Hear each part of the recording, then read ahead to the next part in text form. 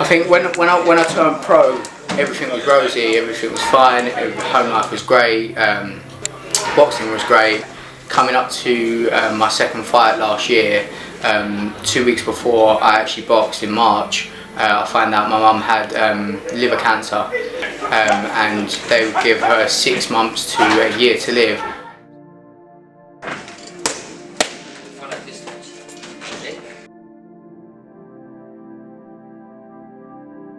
So I got through that fight, won the fight, and then after that it was kind of my mum planning her last holidays, her last trips, her last dinners, like going doing it like bucket list sort of stuff, like do it. And when I box.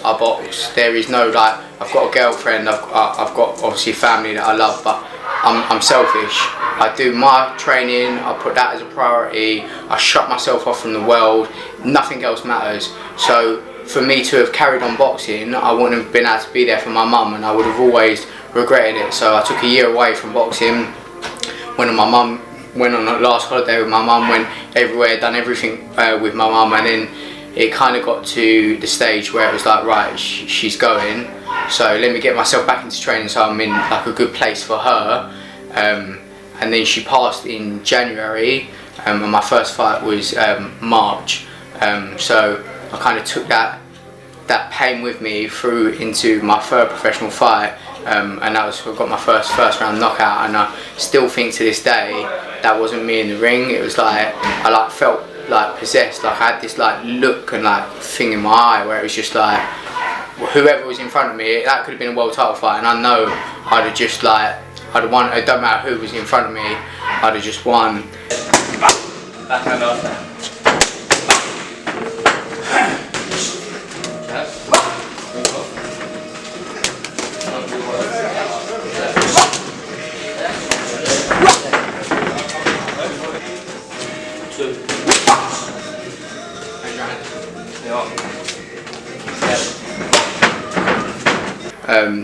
So we got that out of the way, and then literally I boxed on the Saturday. I got a text from my manager on a Sunday, do you want to fight at the O2? And I was on a matchroom card, a stacked bill, and I was like, in my head I was like, yeah, like there was no question I wasn't going to take it, just getting the work in.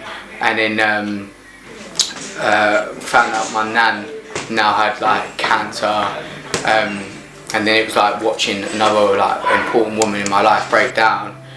And I've got a voicemail from my nan still that I've kept, just like her saying that her friends' daughters have seen me on like Instagram and like how well that I'm doing, and like she's like, they've said to me that you're gonna make it, you got to keep going.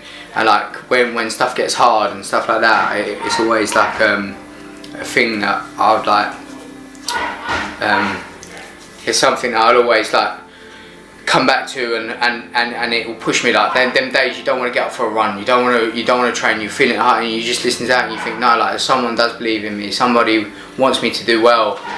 So then yeah, so she was still around when I fought at the O2. I actually FaceTimed her before the weigh-in, and I've got a little screenshot and stuff, but it's like, it's not a picture that I'd put out there. She's got like oxygen mask, but it's something for me, do you know what I mean? And they both hated boxing, but when I started doing it professionally, it was something that they could see that I was going to make something of myself, and it was something then they strive for as well. They wanted me to be somebody, to make it, because they see how hard and that I worked for it. So yeah, and then I boxed at the O2, I won a great performance, and then my nan passed sort of a couple of months later, and yeah, and then that it was like I kind of ain't even got over my mum yet. Yeah. Just two. It's just really I'm in this boxing now, like not just for myself. Like I want to get that goal with me and Sam and win that British title, but it's more for them, and it's more like they sacrificed their life and gave me everything just to bring me up, and then now it's like I have a right to put their names in lights and to show them what their son or grandson has achieved. Do you know what I mean? And I still believe every day. Like, I'm not a religious person, but I believe they're there. Like they're watching over me, and it's hard because they're not here. But in a way, it makes me train harder. It makes me work harder, and it makes me want to achieve my goal more. If you know what I mean? Because it's not just for me anymore.